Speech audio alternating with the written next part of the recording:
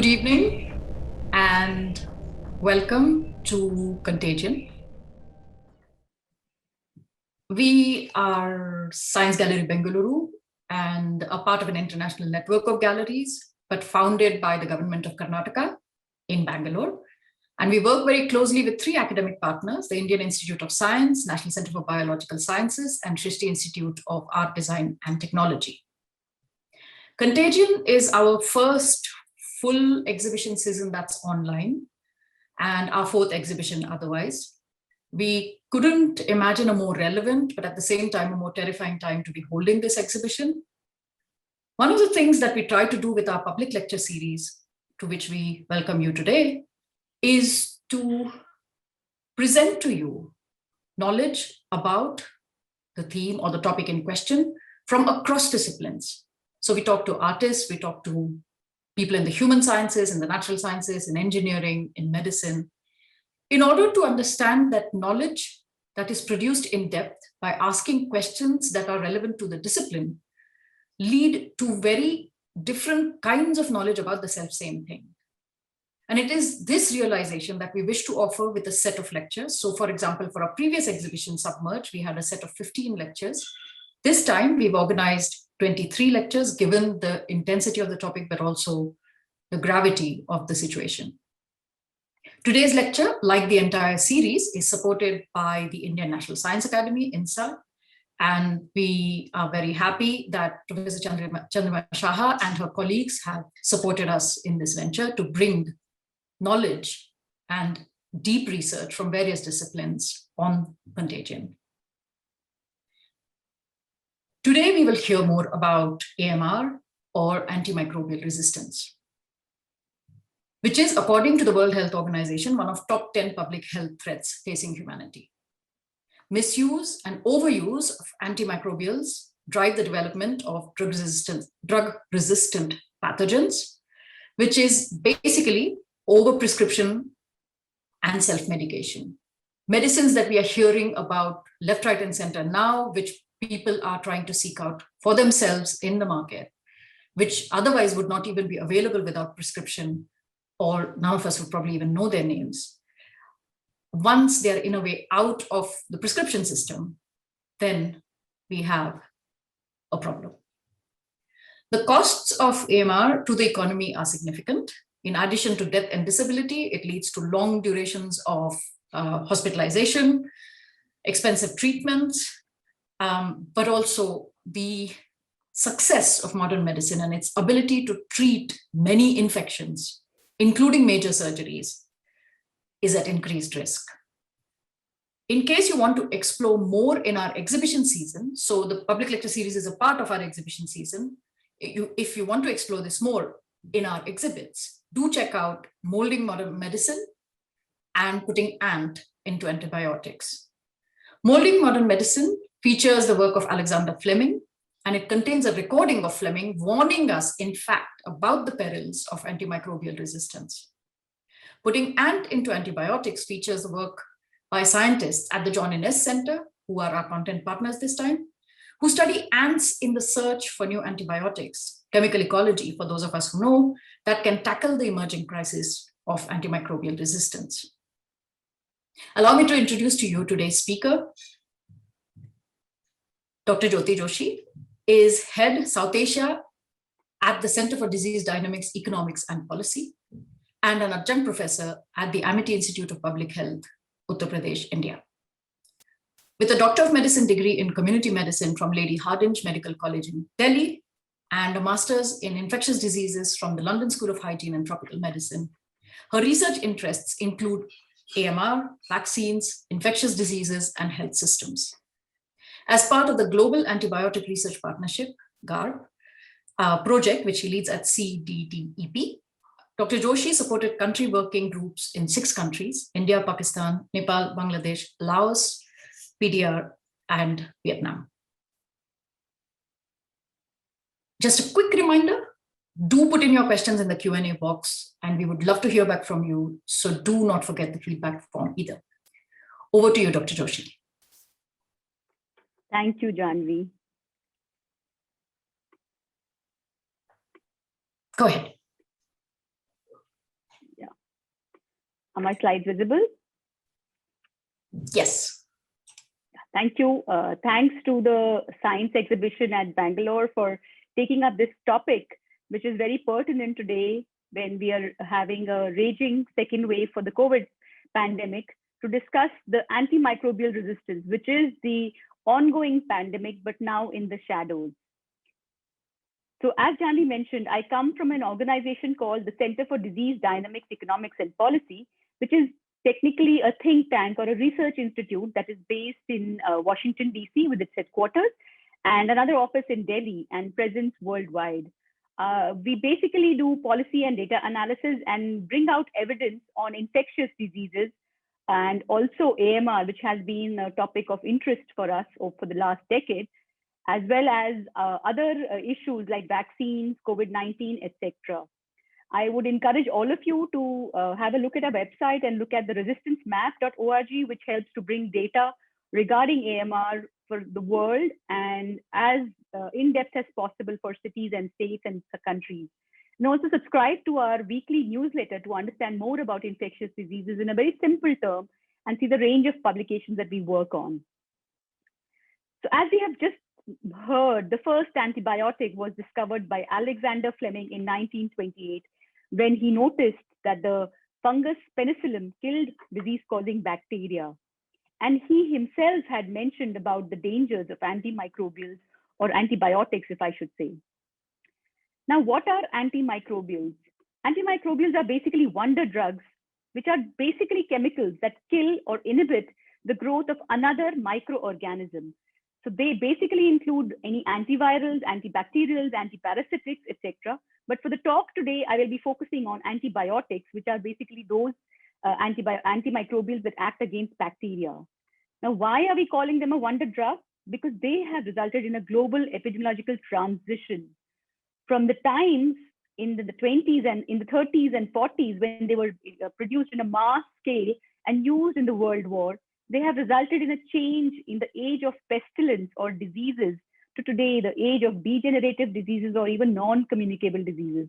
When most of the world today doesn't bother about a cut or a rash on the skin, when 50 years earlier, it would have resulted in a death. Life expectancy then was just 50 years. Today, it's more than 75 years, in fact, 80 in many parts of the world. And the quality of life has had a dramatic change. So this change has been possible only due to these antimicrobials. Now, where are these antimicrobials used?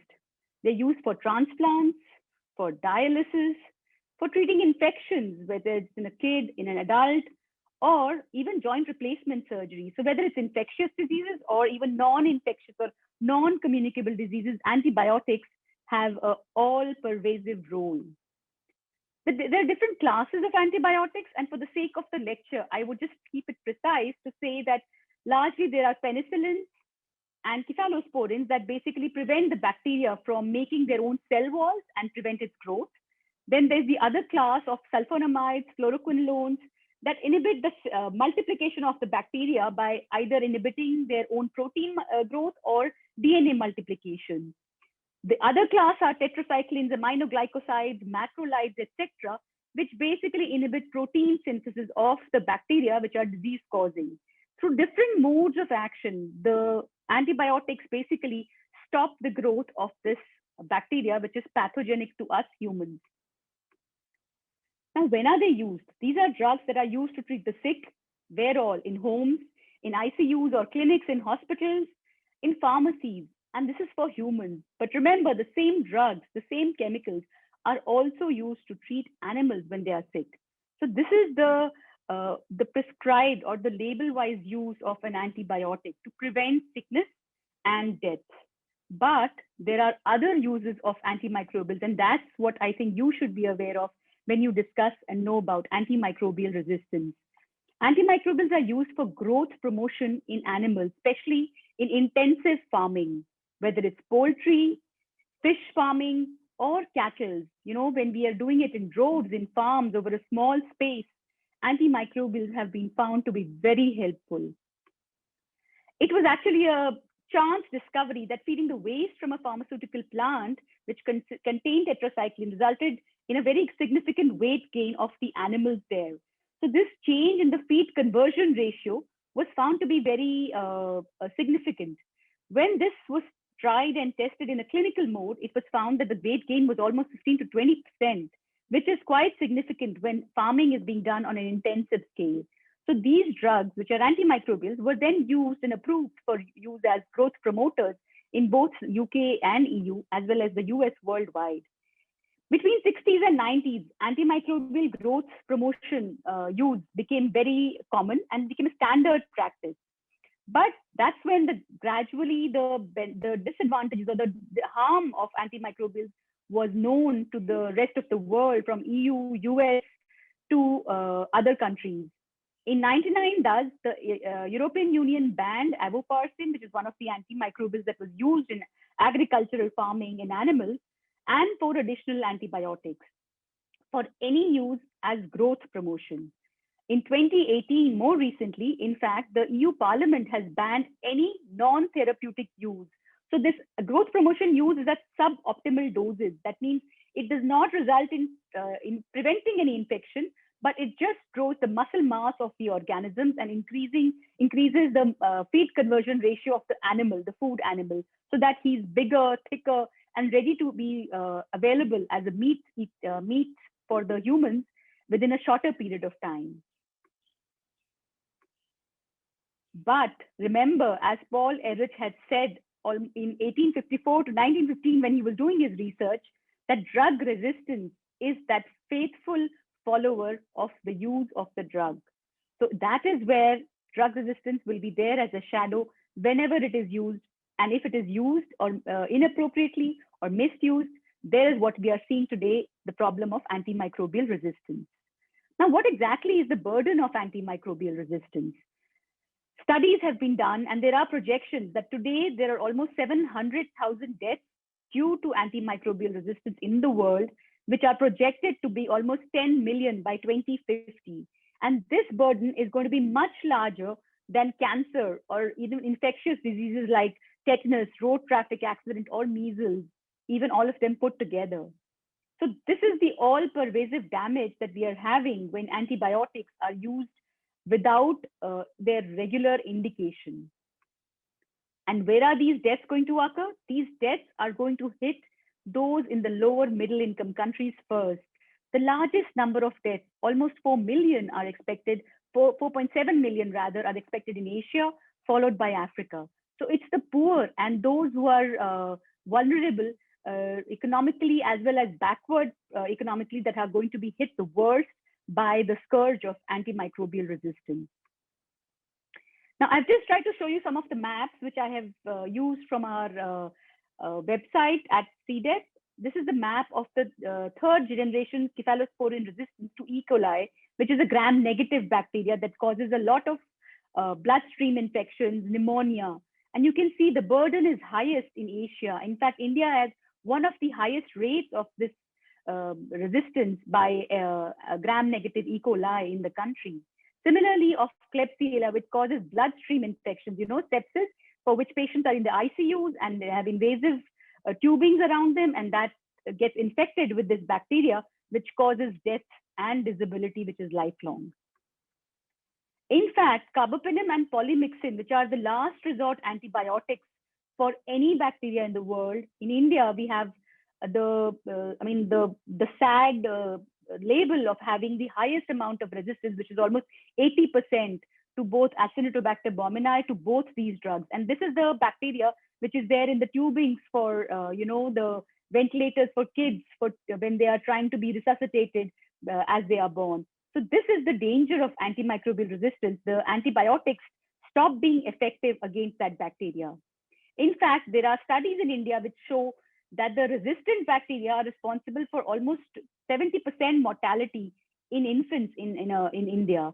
And that is where we have to understand it's not just the survival, but mortality that is at stake today. And the loss of antibiotics will push us back into that pre-antibiotic era. Remember, superbugs, which are resistant basically, do not respect borders. If you all remember the furor when NDM1 or New Delhi beta-lactamase 1 producing genes were found in the resistant E. coli, It was found first in India, so it was named as New Delhi metallo-beta-lactamase. But that has traveled from the endemic regions in India and China, like you can see, to all parts of the world, whether it's US, South America, Africa, Europe. So it's all pervasive, and diseases don't know borders.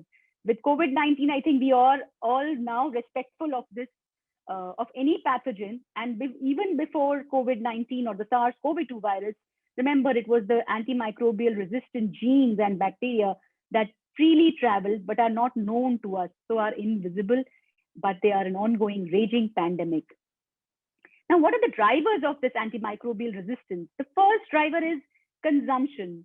Unfortunately or fortunately, the more you use antibiotics, there will be more resistance.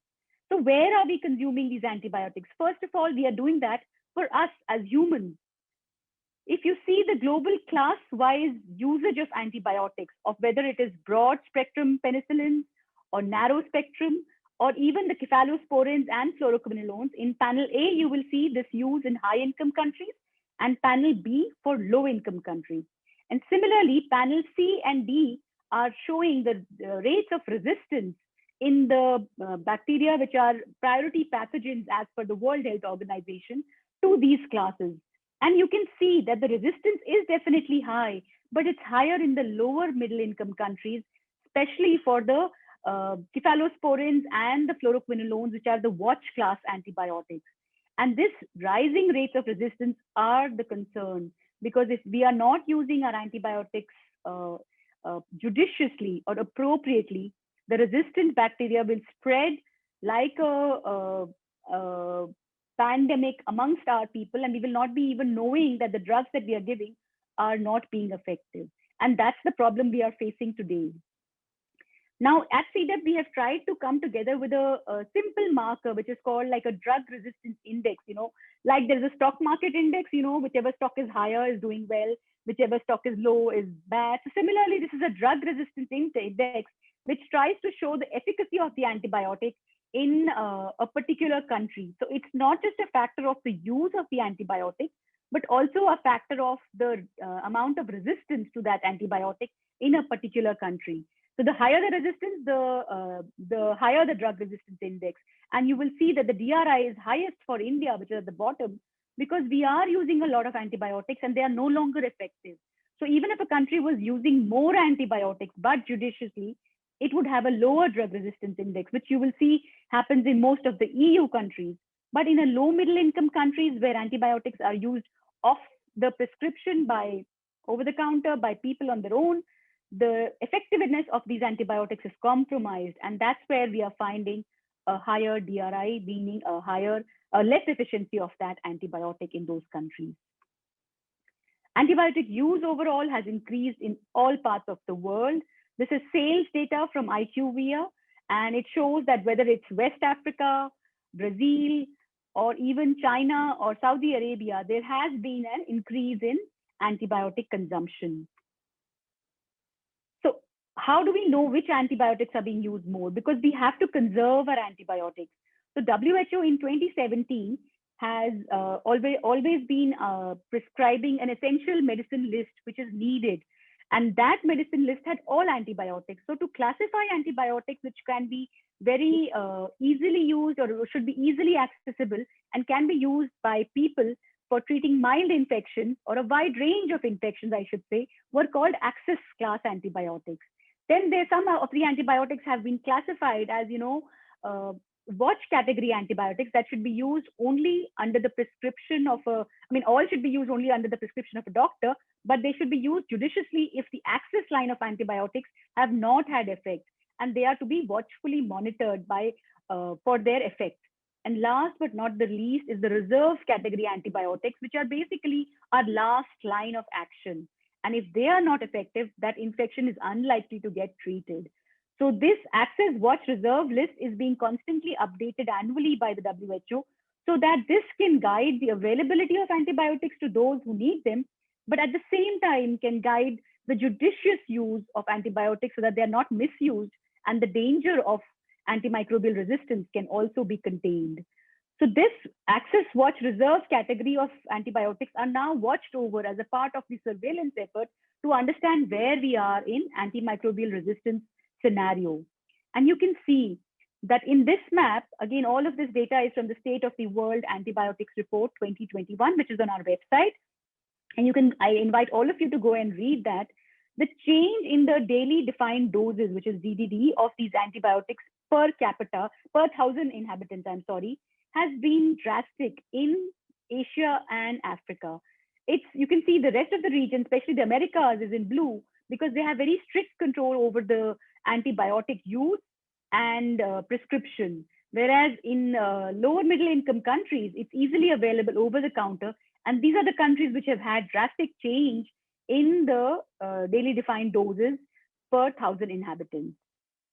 And if you see the breakup of this access watch reserve in a few countries, for example, India compared to countries like Sri Lanka or Thailand, which have very strong primary healthcare systems and very good health access for their citizens, you will see the use of watch and reserve category is very high in India, much higher than the access antibiotics, which are almost 80% in Sri Lanka and Thailand.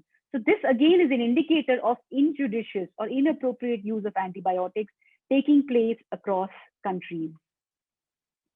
Now, assuming all this use of antibiotics over the counter, the risk of an extended spectrum beta lactamase, which is an enzyme that breaks down the penicillin antibiotic within the gram-negative Enterobacteriaceae for a traveler. Mind you, a traveler who's just visiting, for example, India, is living in a 5-star hotel, has the best quality food, has the water from the Bisleri.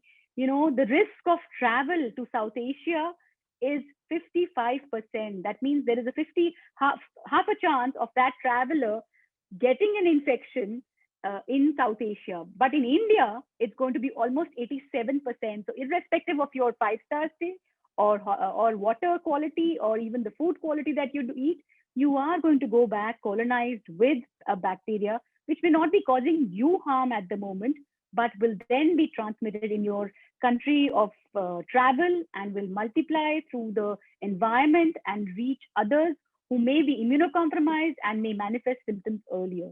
So this is the risk of colonization. Remember, we are in a flat world. One country or one region alone can't function in isolation if it has the best system. It has to be all of us working together. Antimicrobial consumption in India, the cephalosporins have been rising. These are 3rd generation, 4th generation cephalosporins over the last 10 years. The number of formulations which are fixed drug combinations that are available to us is innumerous, and they may not be, rational drug combinations. So that compounds the problem. And those drugs which are narrow spectrum, like you'll see towards the end on the left side of the slide, on benzathine penicillin or dicloxyphilin, which are very effective antibiotics, which are narrow spectrum, they are no longer being produced because there is no market for them. It is the high-end antibiotics which you and I want and which are being told to the doctor by the pharmaceutical companies and are being prescribed or pushed into the market. So this combination of lack of availability of narrow spectrum drugs together with fixed drug combinations that are not rational further aggravates the problem. Besides, there are other social factors, like in our part of the world, we have this phenomena of self-medication. If your fever is not going after 3 days, oh, why go to a doctor who's going to charge you money? Better take an antibiotic on your own, take a course of 3 days, 5 days, and it'll go. Whereas if it's a viral infection or a fever, it is likely to go in a 7 days period, even without an antibiotic. But that's not what's happening. Moreover, if it's not the doctor, we go to the pharmacist or we ask the informal providers, which in rural areas could be the unlicensed practitioners, to take an antibiotic, and we use it for the prescription given 2 years earlier, we may use it again. So, those problems aggravate the burden of AMR. Not just that, in the private sector, healthcare providers are under immense pressure from the patient. If he is demanding an antibiotic, you have to give in, otherwise you're losing that customer. There are economic incentives from pharmaceutical companies, and there is very rarely a practitioner who will stay updated on his own because it's a lot of effort. So it's the pharma sector which is giving them the new information, and you will follow that rather than the non-related or non-biased updates on the science. Similarly, in the public sector, they have problems with the supply chain because they have only fixed number or limited number of antibiotics. Sometimes even they don't finish and they have to be pushed so that they are not lost before expiry, and they might be pushed into the, the community. But remember, with the burden of antimicrobial resistance, access to antibiotics is another problem in India. So as you see here in the dots, these are the mortality rates and deaths attributed to pneumococcus, which is a bacteria that causes respiratory problems, especially pneumonia, and is responsible for deaths in most of the world, is still high in Africa and India. So this burden, when we have such a high burden of infections, access to antibiotics is important. But having access which is unregulated, unauthorized, also creates the problem of antimicrobial resistance, which is for the future. So policymakers have a hard time to balance this out, and it's not them alone, but us as citizens who have to get involved.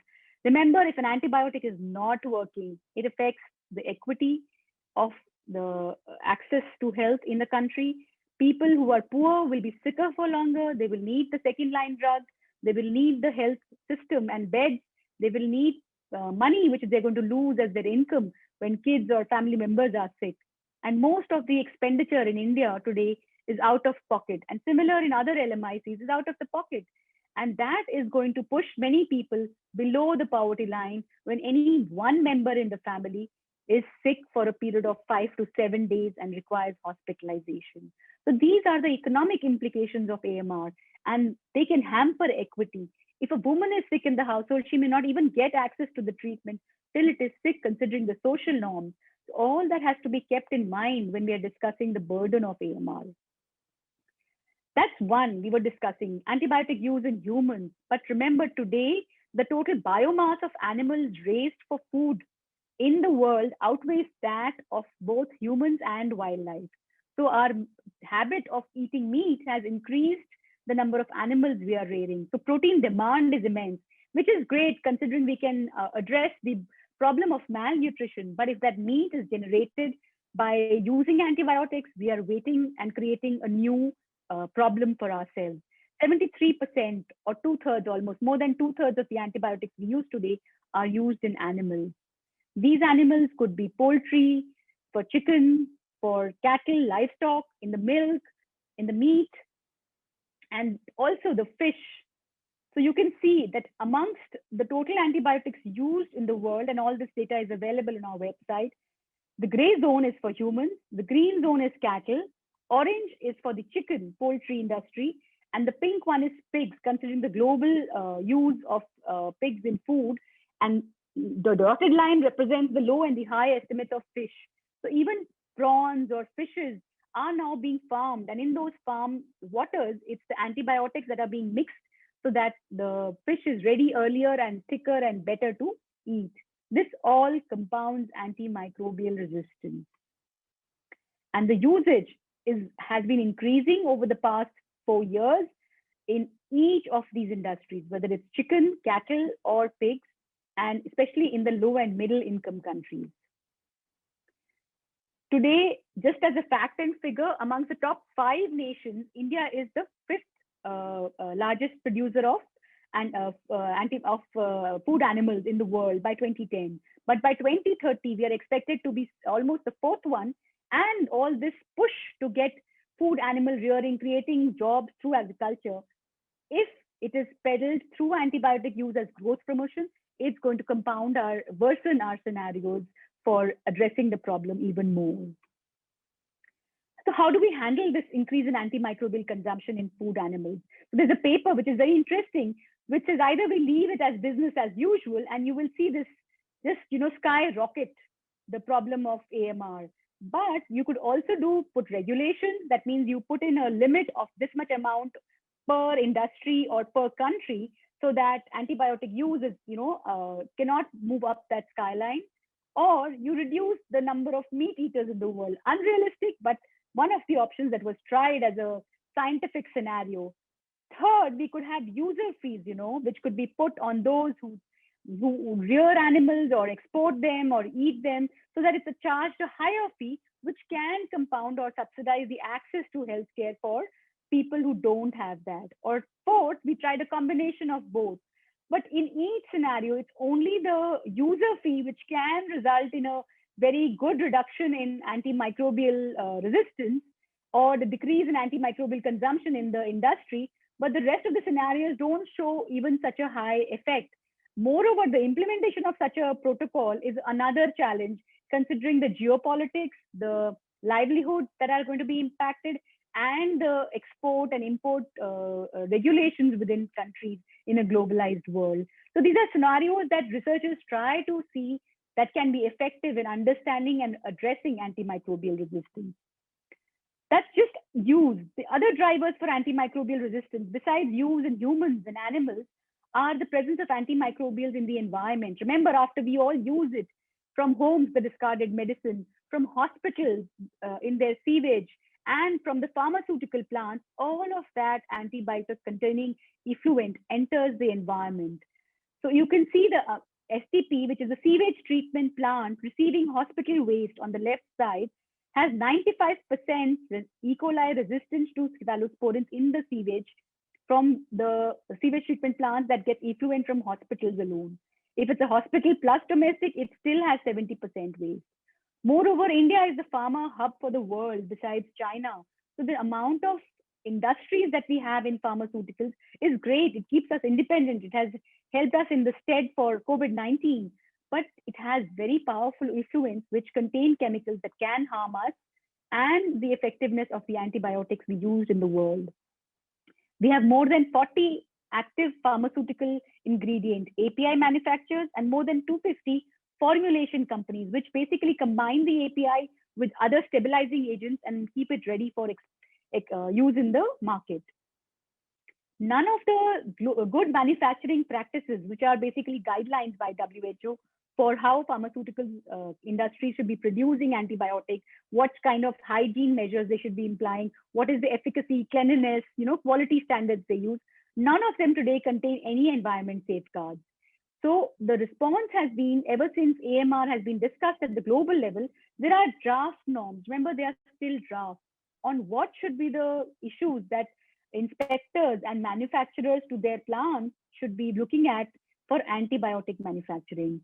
And India, proudly, is the only country so far in the whole world which has actually come out with draft environmental standards for both bulk drug and formulation industry effluents. All these special economic zones, pharma hubs have to have these standards to be followed through either their own sewage treatment plants or the common effluent treatment plant. But remember, these are still draft environment standards. They have still not been recognized and made into law, but they are a step ahead. Today, there are studies that have shown a discharge of up to 45 kilograms of cephalosporins in the sewage, in the water, river water nearby of these pharmaceutical pollution. This is almost the consumption in 5 days of a country like Sweden, a small country like Sweden, but that's the load that we have per day, which is something that is a wake-up call for us. In addition, we have poor sanitation and hygiene in the world. There is overcrowding. We have slums, and we have to be aware of how we can manage our citizens' health in the best state possible. So with more than 50% of the Indian population not having access to sanitation and diarrhea being a common condition because of lack of sanitation and hygiene, all the viral infections that we see as diarrhea or even respiratory problems results in antibiotic use over the counter, which aggravates the burden even more. The UNICEF has come out with standard guidelines for wash or water sanitation and hygiene in healthcare facilities. For each rupee invested in setting up a wash facility, that means good access to water for hand wash, toilet for patients in each OPD, whether it's one for female, one for male, and for the doctors to wash their hands, results in almost 50% improvement in a return for investment. This is the value for money, which will help not just COVID-19 as we are seeing today, but also AMR. So AMR is not just a health problem. It has to be viewed in the context of sustainable development. There are other issues that are here at stake. We have rising incomes, changing lifestyle and habits, profiles are changing. There are water shortages, there is air pollution, high metals and arsenic being found in the soil and water.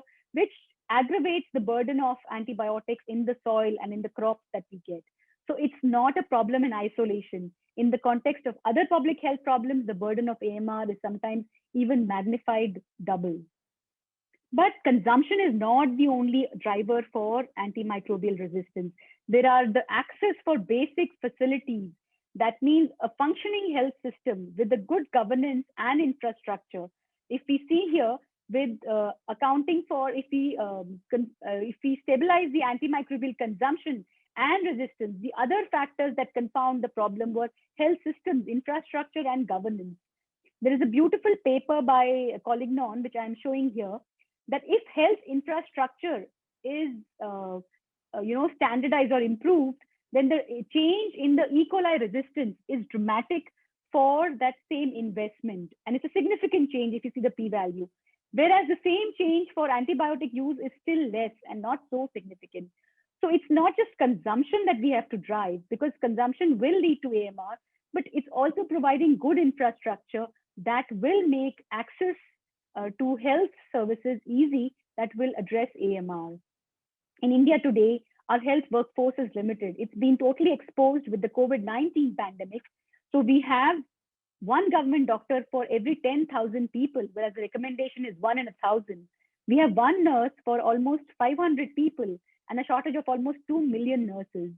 Our global health security index, which is preparedness for an outbreak, is very low. And we are seeing today the second wave, which has exposed all the chinks in our armor.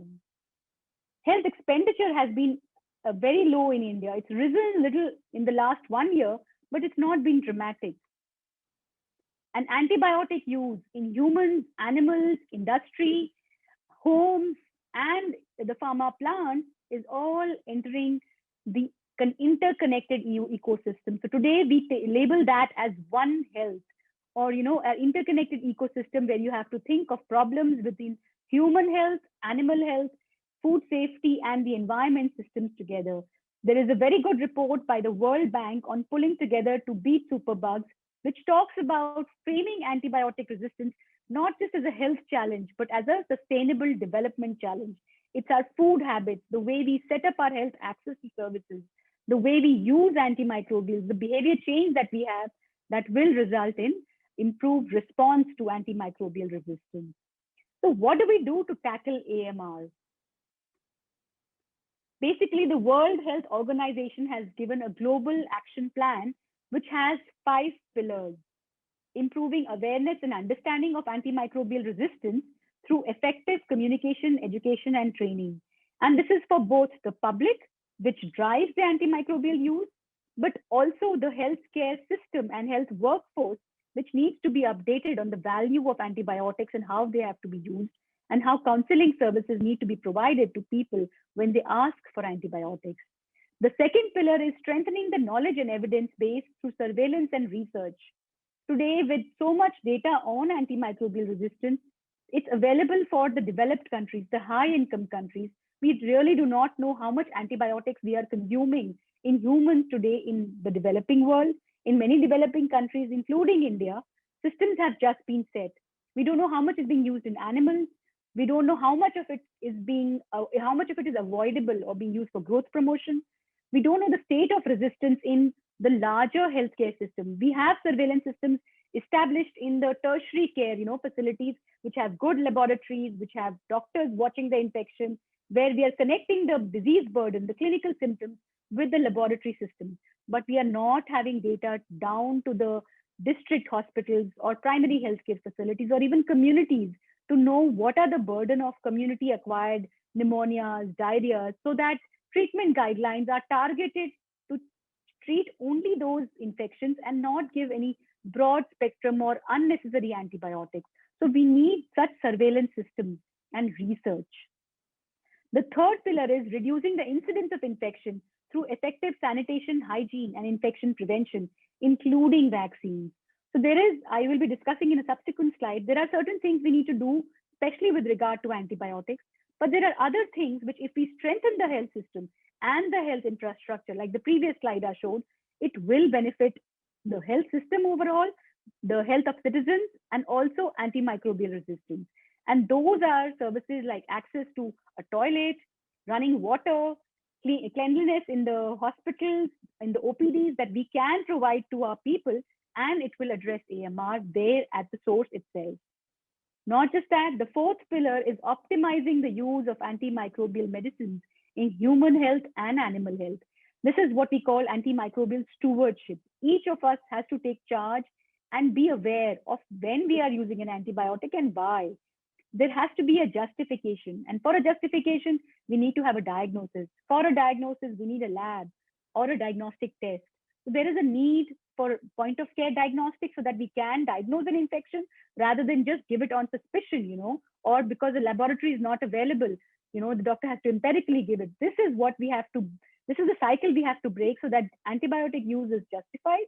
And if the infection does not warrant an antibiotic, it is viral, then we can hold back an antibiotic. If there are studies now in hospitals, for example, before surgeries, we don't have to give 7 days prophylaxis of antibiotics. We can just give it 24 hours before, do the surgery, do it for another 24 hours, and then stop it there or de-escalate further. Last but not the least is the pillar for investing in new medicines and diagnostics, because there are very few antibiotics left in the pipeline. It's only in the past 50 years that we had some new drugs. Now the pipeline is drying up, as I will show in the next slide. So how do we tackle AMR as per these 5 pillars that we were discussing? We have to have AMR sensitive and AMR specific interventions. Now, sensitive interventions were the ones that I talked about earlier, which address AMR, but they also have other benefits that they bring by providing good infectious disease control programs, by having vaccines in time to children when they can prevent or get an infection, is what will prepare our countrymen or even the citizens of the world to avoid an infection with a resistant organism. Not just that, by having awareness amongst children in schools, college, and other healthcare providers regarding the need for an antibiotic only when diagnosed is something that will lessen the demand for irrational use and prevent the antimicrobial resistance. This is overall health interventions. But in addition, we can have some very specific targeted intervention wherever antimicrobials are being used. So what are these? These are stewardship principles that we talked of. So first of all, we need surveillance systems to understand where are our antimicrobials being used, how much in human health, how much in animals, for which today WHO is working with countries that have announced national action plans to set up systems to understand how much is being used where, and also have surveillance systems to monitor resistance. There are certain indicative bacteria, there's a priority pathogen list by WHO, which is being monitored, some in children, some in adults, some post-surgery, but each of them, we need to know the rate of infection in one country, one part of the world, so that tomorrow we can monitor if it's changing up or going up or down, and what are the practices that are leading to those changes. So such surveillance and stewardship activities are very targeted, specific interventions which affect only antibiotic use, but are going to have a very good dramatic effect on resistance. Stewardship is the key for specific interventions. Between 20 to 50% of prescriptions are either unnecessary or inappropriate. They are given when they are not needed, or the wrong antibiotic is given, or like I said, they are continued when they are no longer necessary. There is no concept of de-escalation therapy, as we say. Like initially when a patient comes, we don't know what the problem he or she might have, and we give an antibiotic cover, which may be a broad spectrum or more in number of antibiotics. But once the patient has been admitted and we have samples that tell us what the burden is, that antibiotic can easily be scaled down or de-escalated. So that's the need of the hour. But for that, we need human resources that are available in the lab. We need supplies that are available in the lab and the test infrastructure to be available. And clinicians who can interpret that result and mind it and use it in the clinic to step down. For a clinician, it's tough to step down an antibiotic in an environment when there is defensive practice today, when the patient and his provider is ready to, burst on the doctor if there is even something that slightly goes wrong. So they have to work as a team. And for that, the evidence of an infection and the need for a de-escalation works very well. Moreover, sometimes antibiotics are given in the wrong dose, or even the broad spectrum are used rather than a narrow spectrum one, which gives rise to antimicrobial resistance. So there is a core component checklist for hospital antimicrobial stewardship programs, which demands the management to be involved to provide leadership. There is accountability and responsibility in the physicians who work as a team. There is access to infection management protocols and infection management professionals who have been specially trained to look at both clinical signs as well as the lab results. There is education and training, and then monitoring and surveillance of this treatment at the hospital, and then reporting and sharing of this data, both from the lab in terms of the change in the resistance profile, but also the change in the antibiotic use from the pharmacological perspective in the clinic, and the counseling services that goes with it. So stewardship is not a one-man effort. It's a team of doctors, nurses, paraprofessionals, and patients and educators working together in the healthcare facility. The other arsenal that we have to tackle AMR are vaccines. They are excellent useful tools that not just prevent infection, but they also decrease resistance development within those pathogenic bacteria. As an example, if we see this slide here, the introduction of pneumococcal vaccine in the US resulted in a drastic decrease in the penicillin susceptible disease, that means pneumococci that were susceptible to penicillin, but also in the non-susceptible penicillin serotypes. And that is an excellent change that we see because of the use of a single vaccine for children that was introduced.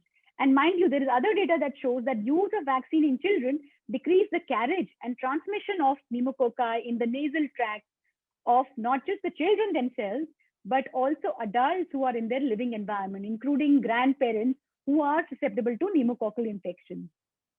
So how do vaccines work? Vaccines probably have two modes of working.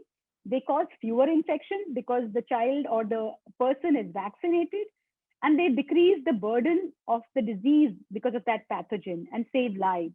Moreover, even the infections that happen post-vaccination are less frequent or less serious, resulting in less antibiotic use, and which consequently has decreased selection pressure on the bacteria that are there in either the colonized environment of the nasal tract or the environment that we stay in, and thus it saves lives by preventing transmission of any resistant bacteria.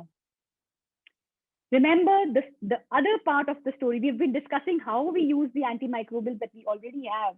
The other side we must be aware of is the pipeline of what we have. That pipeline has dried up. There are very few antimicrobials for both gram-negative or gram-positive organisms that have been in either phase 1, 2, or 3 of clinical trials. Then they are applied for application for licensure, and then finally approved. So if you see in 2013, we had a lot of exciting, sorry, just give me a sec.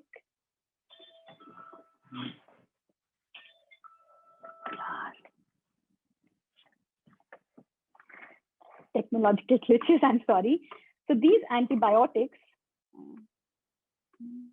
I'm sorry, jump the slide. Yeah. So the phase 1 antibiotics, the phase 2, there were a lot of promising molecules for both gram-positive and gram-negative bacteria in 2013. But as you can see in 2019, that number has decreased. Luckily, there have been a lot of efforts from both the industry and the countries together to set up networks to pilot new antimicrobials. That has resulted in a few new applications that are still underway. Some have been approved, but these approved drugs are unfortunately not available in all the countries because resistance to these antimicrobials is something that is feared for. They are being licensed by pharma also in countries where there are strict stewardship practices. So more and more we will find that newer drugs may not be available in countries that need them. So that gets us to the topic that we are discussing today, that is AMR, which is the pandemic in the shadows. For me, this was a beautiful picture that showed today COVID-19 as the man who is standing here, but the underlying pandemic that is not visible to everybody, but is the looming shadow and growing in size, considering the way antibiotics are used or the way the sun is shining on that man, is antimicrobial resistance. COVID-19 is one pathogen. AMR is a phenomena involving many pathogens that are used not just in human health or animal health, but not just against one bacteria, but several. And this is the problem that we are facing, that this pandemic in the shadows is growing and growing further till we have drugs that are no longer effective. So this is an invisible pandemic which is growing under the ground, expanding as it grows. What have been the synergies in COVID-19 as the pandemic has unrolled over the last almost now 1.5 years? There has been great awareness of infection prevention, water and hygiene, sanitation, as well as hand hygiene, which is great because all these factors also impact AMR. There has been the opportunity for telemedicine or teleconsult so that people don't take treatment on their own, but through a physician, even if there is no contact. There has been excellent exemplary collaborations between research and development companies, countries, as well as funding agencies to come up with treatment guidelines and vaccines for COVID-19 within such a short period of time. And this licensure of these vaccines today, of which we have almost 5 available, is something that is excellent, but can be synergized better for even addressing AMR. AMR has been neglected, and most of the pharma companies have now stepped back from discovering any antibiotic because it's no longer profitable, considering the way the antibiotics are being used. It's only the anti-cancer drugs which are the exciting thing for them, or the profit-making thing. What have been the challenges in the shadows of COVID-19? As in COVID-19, there is lack of accurate epidemiological or genomic surveillance data. And as a result, we don't know where the symptoms are, which type of strain is rampant today. We are talking of a double mutant strain, but so is the same problem with antimicrobial resistance. We don't know which genes, if they are present in the environment, are actually contributing to the burden in human health or not. How are these transmission cycles being sustained? Where can these transmission cycles be easily broken so that the burden of a resistant bacteria can be curtailed quickly? Similarly, we have outdated management protocols that were given earlier, where for COVID-19, we see a flurry of antimicrobials being prescribed. And one of the effective treatments for COVID-19 has been steroids for at least the severe infections who are hospitalized. But I'm sure all of you, like me, we are seeing steroids being prescribed left, right, and center at home for mild and moderate cases. And with each steroid, because there's a chance of a bacterial infection, there is a prescription for an antibiotic, usually a high end, being given. I mean, I've been surprised to see last resort antibiotics like linezolid being also given. And that is something which will, just endanger our existing last resort antibiotics, the reserve category. Also, due to COVID-19, there has been a lack of availability of routine, preventive, and promotive healthcare services like immunization, like the OPDs, which people are today wary of going. So lack of immunization means the burden of AMR will aggravate further, and there are chances of resistant bacteria and even, even the viral infections rising, like measles, which, if they rise, also give rise to superimposed infections in malnourished children. So this, together with the last, but most importantly, the community confidence in the health system, how vaccines are being licensed or how availability of health services are there, is something that is affecting our confidence in our healthcare infrastructure. The lack of investment over a period of time, if not even done now, is going to impact how we address our public health problems like COVID-19 or even AMR, which is an impending or actually an ongoing pandemic. So I would like to conclude with the slide saying AMR is the invisible but worsening pandemic, while COVID-19 is the visible one. COVID-19, like AMR, affects the poor and the vulnerable the most, and it has heightened inequalities in health. We need improved One Health surveillance, management, and response that will address not only antibiotic use in human health, but One Health encompasses animal health and the environment, as well as food safety, so that we are better prepared for future pandemics, such as COVID-19 or some new virus, and AMR, which is going to walk side by side. COVID-19 is likely to cause an increase in empirical antibiotic use and worsen the burden of AMR. And we need data-driven, locally owned strategies that address COVID-19 and AMR together. If AMR is seen as a scientific problem alone, which is to be done with drugs, bugs, or labs, it's unlikely to have any impact on the ground, but or in the hearts of people who want to do something about it. We have to do something that COVID-19 has left an impact on all of us. It has scared us. It has affected our hearts, which unfortunately AMR has not been able to do. And we have to use the synergy with COVID-19, that scare in ourselves, to drive us to invest in our health system, invest in our health, and be educated so that the burden of AMR is not aggravated by our actions. I invite all of you to go to our website, look at the State of the World Antibiotics Report. It has dashboards for 40 countries, including India, on policy indicators, use indicators, surveillance indicators for AMR, and will be very valuable for many of you who would like to address the problem from different perspectives: social, economic, scientific, technological, etc. We also have this site called Resistance Map, which shows the data for the world, bacteria-wise, antibiotic-wise, and country-wise. So, I mean, this is data which is useful for undertaking studies, for analyzing the problem and going deep into it further. Most of you are the budding economists, technological engineers, data scientists, doctors, and healthcare educators who should benefit from data and practice evidence-based medicine. So thank you for your patient hearing. This is my email, and this is our organization's website. Please go ahead and access it for any further details, or write to me for any queries that you have. Thank you.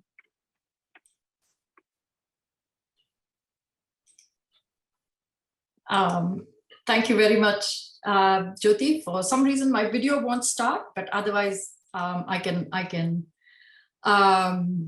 Yeah, there we go. So it was heartening to hear a few words that have been, repeated in the first 3 lectures we've had, and we're barely a week into this exhibition season, and so but what I really feel heartened by is your call for health system strengthening, because unless you have the chain of diagnostics, testing, access to health resolved, you're not going to have reliable tests, you're not going to have reliable diagnostics, and therefore, the chain in a way, so every time you see an infection, azithromycin, right? Like you go buy 3 and you just take them. And in India, if you ask for them with confidence just across the counter, you're able to have access to it, which you cannot in anywhere in Europe or America. So health system strengthening is one lesson I take from your lecture. The second is data, which again, data. I mean, how much can we emphasize the need for, very, very reliable, fine-tuned, fine-grained data on drug use, drug prescription, drug reactions. And the third and final one, which again, I'm very happy you brought up in your lecture, which is that infections are a public health problem. They are not a clinical problem. Because unlike, say, non-communicable diseases, they don't stay contained in ways, I mean, not to say that that's not a social problem, but this is a public health problem in a way in which some of the non-communicable diseases are less so. It's a collective issue, not resolvable by labs alone. Like AMR, climate change is another problem that stares us in the face. We are not scared by it enough, and therefore little by way of action actually happens. So I'm thank you very much. This is a fabulous lecture, and I would love to now move on to the Q&A.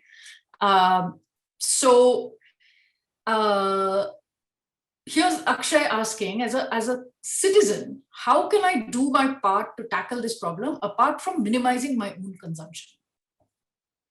That's a great question, Akshay. And what I would like to say, you are being a change agent. So by first of all saying by minimizing my own antimicrobial consumption, you are proposing the behavior change that we are advocating for every citizen to do. If it's not just you, but if anyone in the family falls sick, you must push everybody to first get that infection or that problem, I should say, diagnosed by a licensed medical practitioner. If an antibiotic is prescribed, because we are not living in an ideal world, it's not that doctors don't do irrational practice. If you see an irrational antibiotic prescription without a diagnosis, you have the right to question that doctor and ask for a test to understand why it is being indicated. By getting in lab tests done, you can get an estimate of whether it's bacterial or a viral, what kind of inflammatory system is going on, and then rationalize with the doctor as an educated patient of why that antibiotic is given. Secondly, you must take this message to everybody else in your house, in your school, in your environment, so that this message gets internalized. A large pressure, like I showed you, in our part of the world is all of us asking for an antibiotic if we are under stress. Like I have a lecture today and I need to be like spick and span and speaking very well. So this time I will take an antibiotic, but not all the other times. Even an exception is not to be allowed. That's the change that you can bring about. Moreover, look for data, encourage people and around you, and work on it if you can in different ways on how a lab test or a bacterial infection can be diagnosed early at the point of care, and the treatment that they are given can be conserved for best use rather than indiscriminate use. So those are changes that I encourage you to do, and I'm sure with even further deeper thought, you may come out with innovation which will be great for antibiotics. So Pragya has a question where what she would like to know is your view on the existing policy on antimicrobial use in India. Well, there have been, India announced its National Action Plan in 2017, and it has set up surveillance systems now in the human health, at least in the tertiary care hospitals. We have a very good network for monitoring resistance and trying to monitor antibiotic use. In the animal health, as you will see in the dashboard, there is even now not a system set up for monitoring antimicrobial use in food animals or the resistance within the different animal rearing practices that we have, whether it's poultry, cattle, etc., or even crops. So that includes not just animal husbandry, but food safety. Some of the draft standards have been announced for maximal residual limits, as we say, MRLs, for some food items like honey, and meat products, which is fixed now. But this has only been done recently. So there have been a lot of heartening innovation, heartening changes, I would say, like these MRLs in food. And also, like I mentioned, in pharmaceutical side effluent, India is the only country which has issued draft guidelines for pharmaceutical effluent containing antimicrobial. So there have been a lot of changes which are happening. But as a researcher working in AMR, my personal view is this can definitely be speeded up. Change is not easy, but it's also not the responsibility of just the center in India. And a lot of states also have come up with state action plans, some of them being Madhya Pradesh, Delhi, Kerala, which is doing a lot of exemplary work already, and some other states. So there are best practices that can be learned from different states amongst each other, and each of them is innovating on its own. So there are changes that are happening. It's an exciting time to be with the momentum of, Ayushman Bharat, which is providing insurance to those who need it. There is also the Swachh Bharat Abhiyan, which is investing in infection prevention, control, and sanitation in not just healthcare facilities, but also households and markets in rural and urban areas, as well as strengthening of healthcare quality with the Indian public health standards. So I'm optimistic and I'm very excited that that's what's happening in the country. So Mohammed Amir has a question, and I think for a practitioner, the answer is probably obvious, but I think for the layperson who's not a medical practitioner, this question is quite important. How is it that vaccines, when administered to the bulk of a population, do not lead to the same problem of antimicrobial resistance as antibiotic drugs do? Oh, that's a great question that I would like to clarify, at least with this talk. Vaccines are used as prophylactic agents to develop the immunity of the host so that they have immunological memory of combating that particular infection and not succumbing to the pathological effect. So when there's a bacteria or a virus or even a pathogen, there is a pathogenicity and there is a antigenicity or recognition of that bacteria. So the vaccine helps the body of a person to recognize that infection, develop immune memory for it, and prevent the pathogenicity or adverse effect of that pathogen. Now, this is protective for the host. Remember, it's not being harmful to the bacteria, it's just acting on the host. And moreover, many of the vaccines don't just protect the host individual who was vaccinated, but also the other individuals in the community because of their effect on transmission or colonization, like I discussed for pneumococci, and its transmission in the environment. If it's hand to mouth or in the feces, like for polio, the virus that comes out after a polio vaccine in a polio vaccinated individual is a vaccine virus, which is not pathogenic but immunogenic. And as a result, so there are two effects, like I showed. One, the person will not fall sick of that particular bacteria or virus when he comes in contact if he's vaccinated. And if he or she does, it's going to be a less severe infection because there is memory. And that infection will require shorter duration of antibiotic or antimicrobial. And there will be lesser usage, lesser discard in the environment, and thus more lives saved. So vaccines work on the host. Antibiotics work on the bacteria, don't harm the host, but they harm the bacteria. So only when they are needed, if they are used, they protect us and the good bacteria that are there, either in our gut or in our system, which we have to be considerate of. Okay. There's another sort of, a daily life question from Kama, who wonders about antimicrobials being added to detergents and soaps and promoted, as excellent ways to sort of control, if not stop, disease spread. How should one react to that? Well, that's a great question. Actually, it's not antimicrobials, but we call them biocides. So biocides are products that are used to kill any pathogen, any bacteria basically in that particular environment. Like we use these soaps for hand wash or even the sanitizers that we do. So these are all biocides that ultimately will also contribute to the problem like antimicrobial resistance. Because remember, in that interconnected ecosystem of One Health, whether we use it in humans or in animals, in the house environment, they will enter the larger environment, our rivers, our sewage treatment plants, our ponds, our soil, and they will expose the bacteria in those locations to that selection pressure. The greater the selection pressure, the greater the chance of a resistance, and the greater the chance of resistance, the greater the transmission of such a proliferated pathogen, which can aggravate AMR. So this is a topic of interest in today's times for AMR researchers, and there are studies in place to understand the effect of large amount of biocide use. The sanitizer that we use and should dry up, it will have an effect on the environment.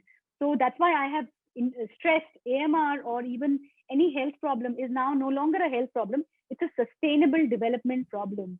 How we do actions that sustain our future as humanity or our living in relation with the animals and the environment or water and wildlife that we stay in is going to be critical. So this is an area of interest. Keep watching, keep reading. You will come out with research, I think, that will educate all of us.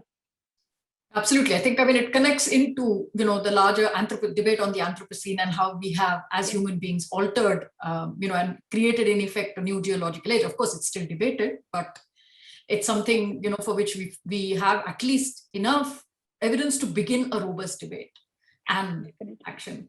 So Bidul has a question where they want to know, are there alternatives to antibiotics? Excellent question. And yes, I would answer it in two ways. One is alternatives to antibiotics in animals, especially for growth promotion, because that's something that has been industrial use. Our farming today, I had some wonderful slides that I was seeing. Our farms today actually are no longer recognizable from what we had in the movies earlier.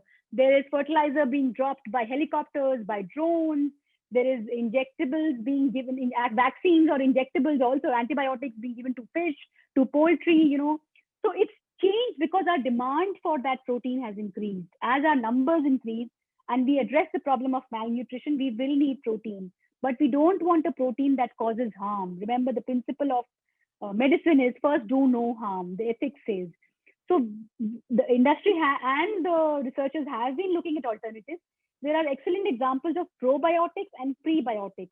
So these are basically like probiotics we use even in human health, bifidobacillus, etc., that just improve the gut bacteria and thus improve the chances of our regular system to combat any pathogenic bacteria and not transfer that resistance, because resistance transfer can be horizontal gene transfer or vertical gene transfer. I didn't go into the details. Now that could be prevented by having good gut bacteria. Similarly, this is being done for animals. So probiotics is one, even prebiotics.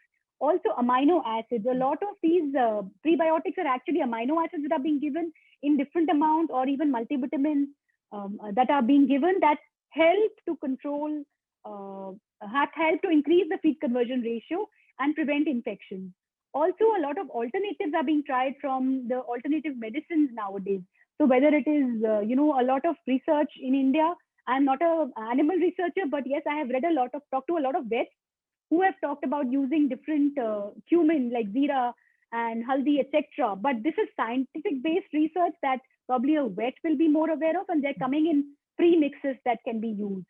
So that's an area of interest. Similarly, in humans, the best alternative to an antibiotic is first a vaccine. Best availability of hand hygiene, water, sanitation. That's your vaccine for not using antibiotics. There are people who have not, in the West at least now, who have not used antibiotics more than once or twice in their lifetime.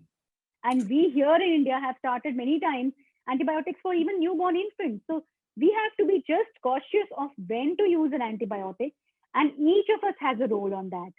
So these alternatives are also being done in humans, like the probiotics I discussed. And similarly, biocides, we have been using sanitizers for the hand for improving IPC. Those are our best bet to decrease antibiotic use.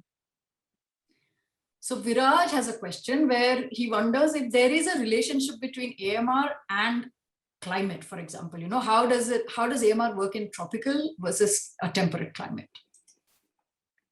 So that's an excellent question, Viraj. But what I would say is this is again an area of further research. What has been found, and as we can easily deduce, is AMR is connected with climate change. Our protein demand and the increase in use of food animals, the increased use of fertilizers in crops. Many of the fertilizers that we use or spray on crops which are vegetarians are also containing antimicrobials. They are not mentioned as antimicrobials, but they have a lot of those chemical agents. So each diet actually contains a lot of antimicrobials. That's why it's a sustainable health problem. But how it varies depending on climate conditions is something that is still being studied. I can tell you that resistant bacteria and even genes that have recently been discovered in some parts of Asia for, let's say, carbapenem resistance have been found even in the Antarctic and in the Arctic. So where there has been no human life earlier, or where there has been areas where people have just entered, no one else has stepped earlier, but the resistance is there. So antibiotic resistance is ancient. It's also been found in mummies, that have been found in Egypt. So it's not something new, but the rate at which it's happening and the degree to which it's happening is something that is alarming. So the last question for this evening from Aarti Parthasarathy. Again, for a medical practitioner and for some of us who follow it, an obvious answer, but I think very important for those of us who are struggling right now with not just the present scenario, but also trying to understand public health is, so Aarti's question is there a safe amount of antibiotic in each class that a person can consume in his or her life that is advised? And I think I'll leave it to you to answer.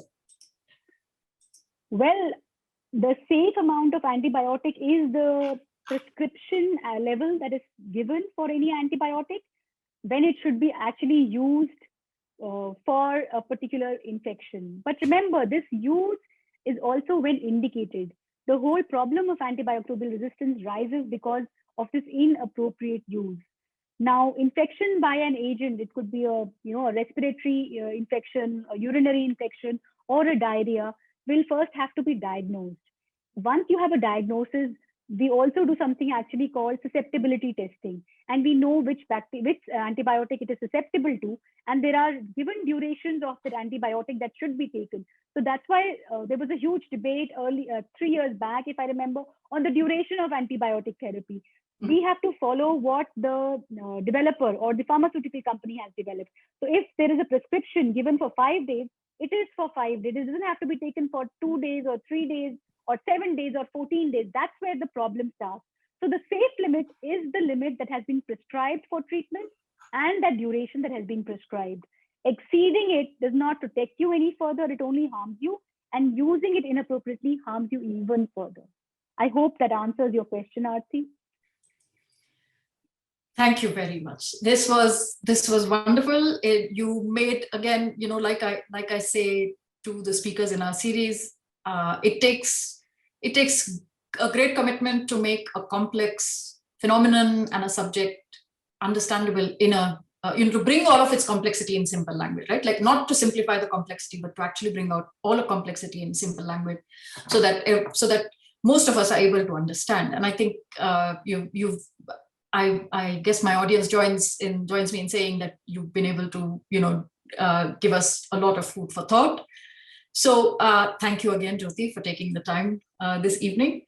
So as all of you know, our lecture series is on weekends lasting until the middle of July. So we have 2 lectures coming up this weekend. So tomorrow you will hear Dora Varga talk about geopolitics, polio vaccination, and the Cold War. We will also listen to Christos Linteris on Sunday talk about epidemic photography. So, public photography and the third plague coincided, and what that meant for how we understand and how we document and record epidemics also changed. And so he's going to talk on Saturday, my apologies. So Christos will talk tomorrow about epidemic photography. Day after, Dora Varga will talk about geopolitics and the Cold War. And for the young amongst us, on Sunday, we will have a masterclass by Matt Adams, who's an artist who has spent more than a year in the shock room of the World Health Organization, where disease outbreaks like the current one are discussed, and decisions affecting at a global scale for tackling disease like Ebola, like the Zika outbreak, like COVID are taken. And so this is someone who has spent time there and come up with ways of expressing what pandemics look like, feel like, in expert discussions, and how we might actually find an interface and an interpretation to understand that. So the young, I urge you to join on Sunday. The registration links for all of those are available in the chat.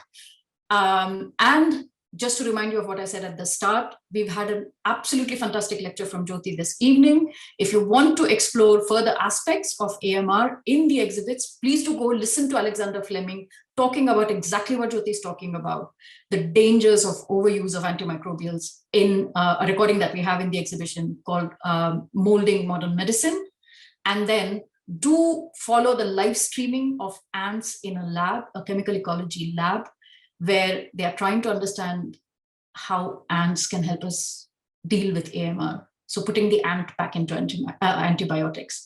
This exhibit is from the John Innes Center, and we have a live stream from their research lab, which you will be able to see.